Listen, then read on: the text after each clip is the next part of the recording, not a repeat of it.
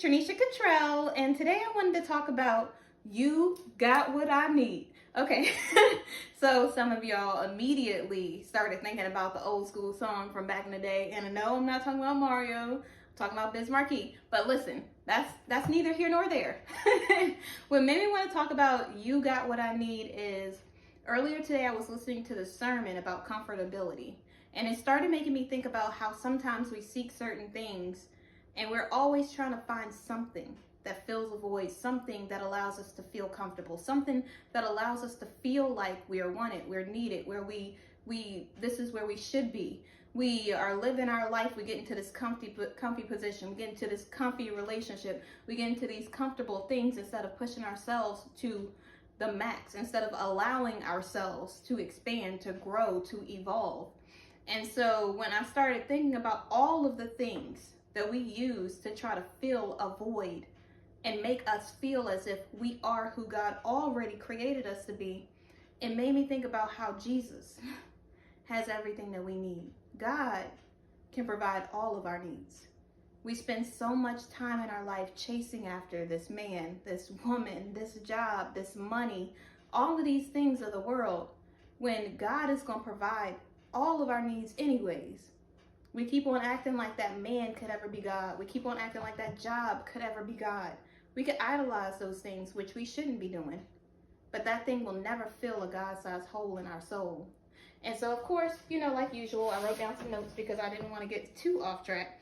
And so, I think I already said this, but it's easy to get comfortable in our environment with our friends. Like sometimes we will have certain friends and it could be the excuses we grew up together. So, this has been my friend since my A1 since day one. And so we have to be cool. I have to stay friends with this person because I'm so comfortable here. We get so comfortable in these positions in our life as if we can't do more, as if God doesn't have more for us. And we use the excuses like, this has been my friend since before I knew. This has been my friend since way back when. And it's nothing wrong with having a friend that you grew up with. But you always want to make sure that you're surrounding yourself with people who are expanding your horizon, people who are pushing you to become better. You want to always make sure you are dating someone who's not just comfortable with you at your least, but someone who sees you being better. Someone who wants you to be a better person. Someone who is pushing you for more. Someone who sees more in you. If you settle in your friendships and your relationships at your job in a place that's comfortable, you will never become everything that God created you to be. You can never be more if you're settling in comfortability. There is someone, I believe it's A.O., who usually says that nothing amazing happens in the comfort zone. And I believe that is so true because when you get so comfortable, you will never be able to push your mind. You will never be able to think beyond the thoughts that you've had in the past. You will never be able to develop. You'll never be able to educate yourself more if you're comfortable with just what you have right now. If you're constantly willing to learn and educate yourself, if you're constantly willing to be with someone who makes you want to be better, if you're constantly in a situation or with friends who all see better for you, who all want better for you, then you are in exactly the situation that you should be. You are in a position that allows you to develop, to evolve, to become everything that you should be becoming.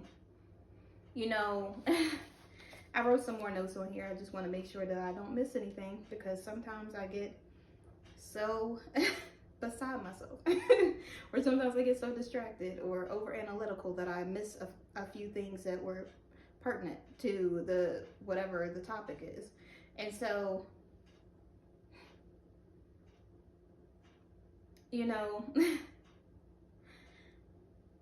it's really easy to get comfortable and allowing the comfort to capture us. One of the notes that I put on here is we get stagnant in comfortability. When you're there, it just feels so cozy. It feels so good. It feels like, oh, I could live here. And you never become more. You get comfortable with that person who just is okay with you just being the least version of you. As long as you're helping them, most people don't care. Like, if you have the wrong friends, if you're with the wrong person, like, You know, I was with someone who was the wrong person for me, and I don't mean it like a dig at them. I don't think we were good for each other. You know, I think we were both, you know, incompatible and not pushing each other beyond what we could have been at our best.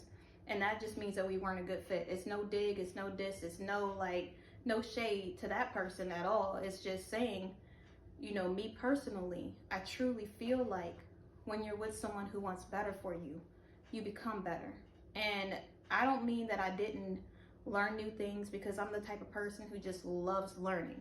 So that was just something that's in me. It's not because a person pushed me to be better. It's because I always love learning. I didn't even think about becoming anything better. I just thought about, I want to learn as much stuff as I possibly can, because I just love to like just sponge up a whole bunch of information. It's just who I am. And so what I believe in my heart of hearts is that when you're with someone who really pushes you to be better, it doesn't feel comfortable. It feels like you have to do better. It feels like, it's not like, oh yeah, you know, I'm just gonna sit here and work, and I'm not getting on anybody's jobs or positions or anything like that, but you get comfortable in a position where you're like, I'm gonna work this job, working minimum wage. You don't think about going back to school. You don't think about taking up a course. You don't think about learning new skills. You don't think about starting a business. And not everybody's an entrepreneur, but you should have some sort of way that you're progressing, that you are growing, that you are trying to become better. If the person that you're with is good with you with no vision, with no purpose, that person's probably not for you. That person probably is just going to keep you comfortable exactly where you are. I personally want to be with somebody that pushes me to be better, that allows me to see that, hey, I'm selfish in this area. Hey, I need to grow emotionally in this area. Hey, I'm stagnant in this area, so I need to become better in this position. Hey, if I'm going to be with someone who is in this position, then I need to make sure that I'm trying to become a better person, that I'm doing the best that I can, that I'm learning, that I'm growing, that I'm loving, and I'm kind, and I'm compassionate. You know, I'm understanding. I'm not keeping records of wrongs. I need to be with the type of person who makes me feel like I want to be a better person. And I'm being a better person because I want to, you know, of course, prove to God that he didn't make a mistake making me. Well, not just that. I know I say that as like a little inside joke, but it's really, and I don't mean that. Some people are going to be like, oh my gosh, I can't believe she said that. But listen, I don't mean it that harshly, but I just mean like God has given so much to me in my life. I want to make sure that I am doing things that are pleasing to him. I want to make sure that he knows that, hey, you chose right when you chose me. You chose right when you gave me another opportunity, when you gave me grace and mercy, when you did all of these things for me in my life, when you were my strength when I was weak, when you were beside me even when I wasn't, even when I felt like I couldn't go on. You know, he was right there with me. And every day that I wake up, I want to prove to God, hey, even if I'm not the best, even if I'm not perfect, even if I still make mistakes, even if I still fail, I want God to know that I'm focused on him, number one, above everything else, and I'm trying. And so I just really feel like that's how it would be with a person. And I say that because I'm single. For people that don't know, I'm single. And so right at this very moment, I'm single. I have to say it like that because, you know, the I ams are so powerful, and the power of the tongue and all that other stuff. So I'm not trying to say I'm single forever. I'm saying I'm single at this very moment. And so I just want to make sure I reiterate that and let that be known. And yes, I do need to do my nails. I have to point out certain things because I know some people pay closer attention than others. Yes, my nails are struggling for the past week or so. You guys would probably be proud of me in a way because, I mean, really, I'm just trying to please God, but I'm just saying, I really stuck to my word. I said I was going to go 2 to 3 months without getting my nails done, and I went to it's been a little over 3 months, and this Saturday, I got an appointment to get my nails done because, listen, the struggle was real. And so, you know, I'm brave and I'm strong, but, you know, there comes a period in people's lives where I needed to do more. And so I want to make sure that I look polished, that I feel polished. And when I'm doing business deals, my nails to me is the most important thing for me to exude confidence, for me to exude the type of person that I am personally. And so when I'm meeting people and they shake my hand, I don't want them to be like, oh, I can't do business with her. She can't even paint or get her nails done. Listen, the struggle season is over in 2 days. So in 2 days, when I get my nails done, oh, thank you, Jesus, because it has been a struggle. Like, my nails were chipping like every other day. I had to keep repainting them. I did the gel thing. It didn't work out. I mean, I did so many things, and it just seemed like, yeah, it just wasn't working. It wasn't working. And, I tried. I gave it a good run. I went past the 3 months. So pat myself on the back right there. I do that sometimes, For those of you that don't know, I give myself a win list. I have pats on the back. I'm so corny, I even give myself a round of applause. Listen, you can judge me all you want. It is but whatever. But the world is way too harsh for me to not congratulate myself, and for you to not congratulate yourself. Like, if you win something, if you do good at something, do a victory dance. I don't know what your two-step is. I don't know if you're a real dancer for real. Like, I'm one of those, like, I really can't dance, but I love dancing. And so, I might do one of these. I might do one of the, something like that. Just little simple things. But I'm doing a victory dance when I accomplish something, because if ain't, I know this is improper English, but if ain't nobody else gonna congratulate or tell me that I did good, I'm gonna congratulate myself. If ain't nobody else gonna take me on a date, I'm gonna date myself. If ain't nobody else gonna give me a compliment, I'm gonna compliment myself. If ain't nobody else gonna speak life into me, I'm gonna speak life into myself. Listen, we gotta take the wins where we can. And I know some people may say that's weird for you to do that. Listen, you call it weird, I call it hope. I call it faith. I call it determination. I call it everything that I need to keep pushing forward, so that I can head towards my purpose and not let the adversary hold me back. That's what it is. And so if I'm winning because I submitted something on time, that's a win. It's a win all day, every day. If my hair looks good today, which my hair was a mess earlier, but this is hence the hat. But listen, that's besides the point. If my hair looks good today, I'm gonna be like, whoo, girl, that hair is on point today. If the makeup looks good today, I'm gonna be like, the makeup looks good. If the outfit is cute, I'm gonna be like, ooh, I wasn't feeling like doing the fashion thing the week before or whatever else, but right now, I'm really feeling this. And so girl, you did that outfit, I gotta give myself the kudos, the bravazulos. I gotta give myself the acknowledgement of the appreciation, the wins, wherever I could take them, because the world is gonna try to knock you down every step it gets. The adversary is going to try to send you in cynicism and psychological, spiritual warfare every chance he gets. He does not take any days off, so I can't take a day off either.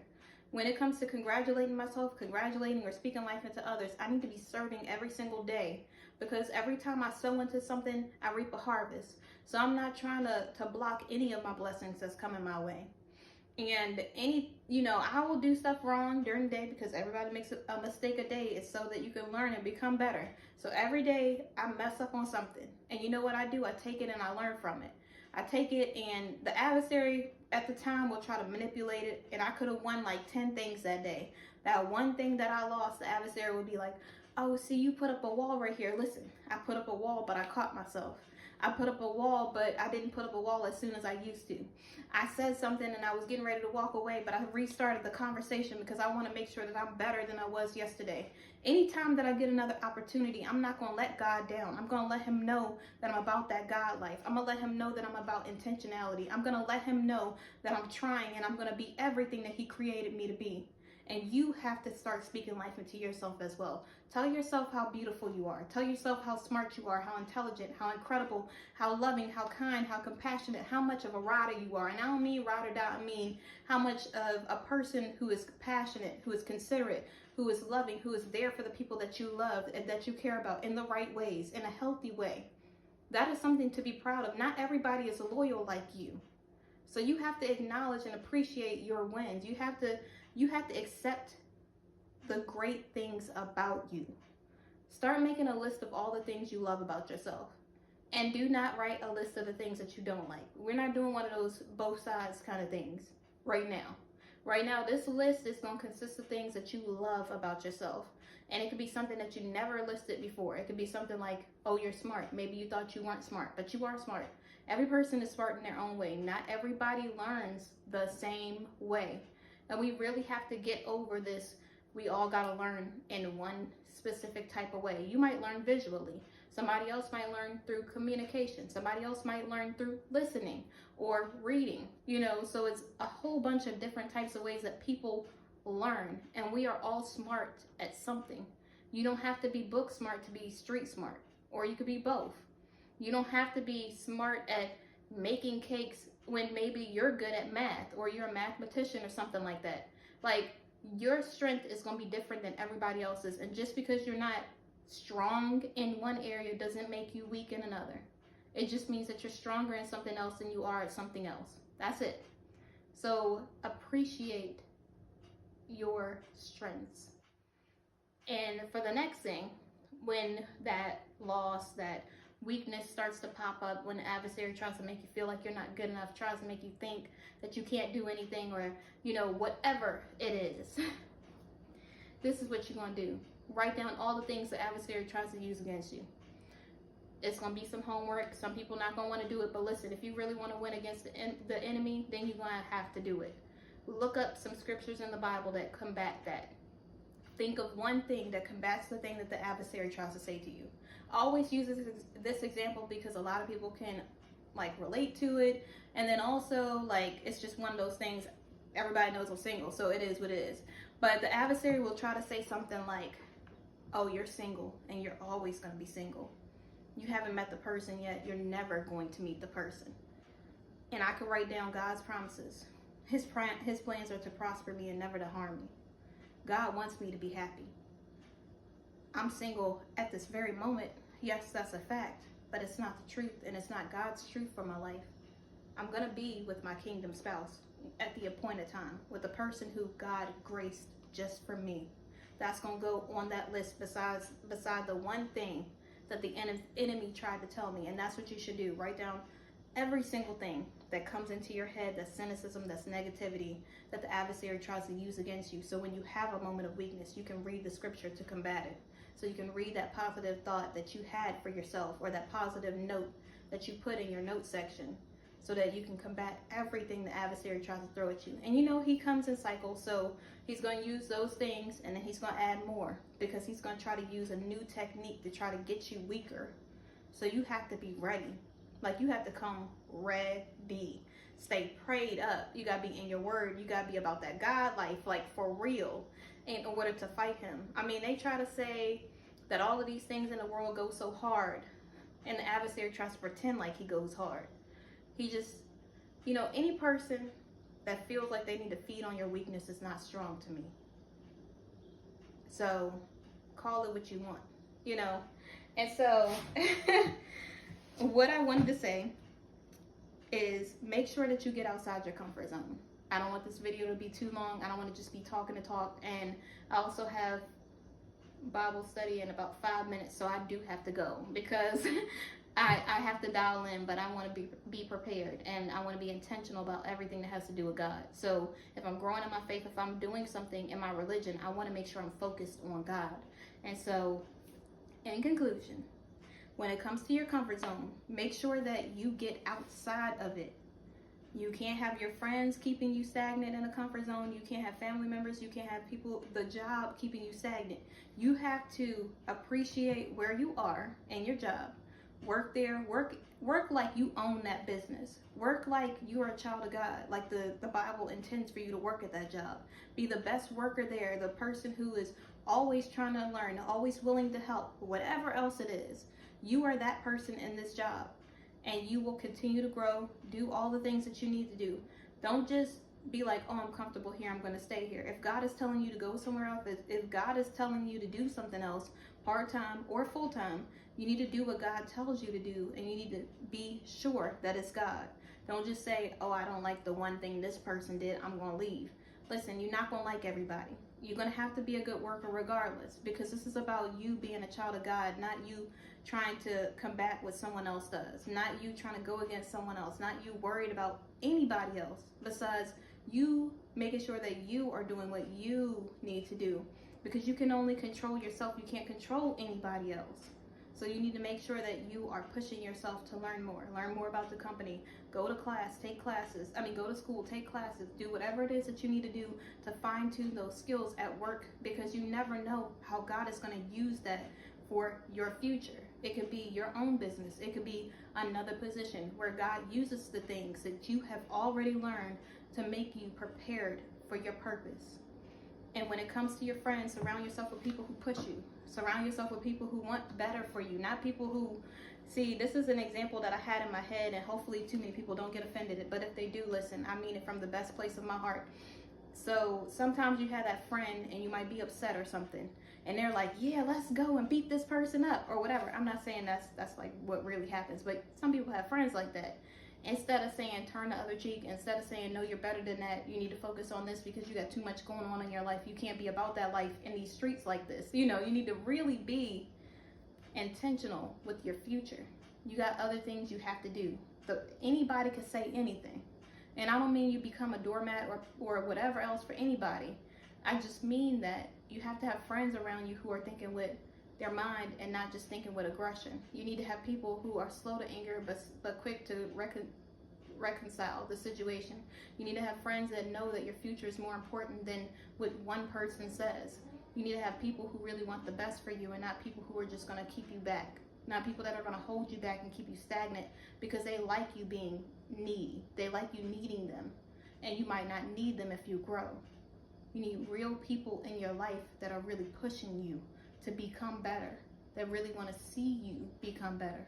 When it comes to relationships too, if you're with somebody who's comfortable with you just being bare minimum, lackadaisy, not barely doing anything, and they feel like that's good enough, if you're the type of person that never wants to grow, that just wants to stay where you are, then good, stay there.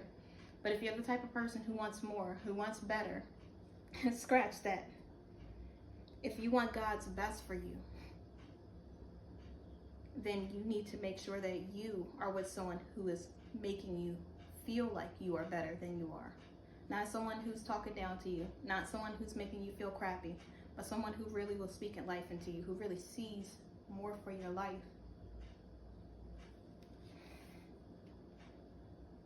You